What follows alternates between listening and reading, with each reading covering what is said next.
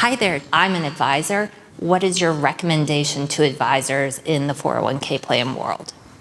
I go with what's instructive is about what to do is what not to do. One is to don't try to time the interest rate markets. It's very difficult to do. If you think interest rates are going to go back up, perhaps think about how you're scaling, but market timing is very difficult. So we would suggest avoiding that when yields look attractive relative to history, expected inflation, and expected volatility. So you want to move a little bit away from cash and have a duration. We think average duration around 5-6 years. The 5-year point on the yield curve outperforms every other point on the yield curve when the yield curve goes from inverted to flat to steep, which we think will happen.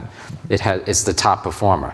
So we're favoring the 5, 6, and 7-year maturities. The 7 years is the end point by where the Fed's rate changes stop having influence. We call it neutral point on the curve. Everything else could be considered the long end. Second don't is it's about catching falling knives. So so you're worried about rising interest rates, falling bond prices lately. Okay, don't catch a falling knife. Be careful. But do catch the yields while you can. So it's instructive on scaling. So if you're nervous about moving from cash, just at least do something, because the yields seem attractive to us on a real yield basis, and do something. So think about scaling. And final don't is don't fight the Fed.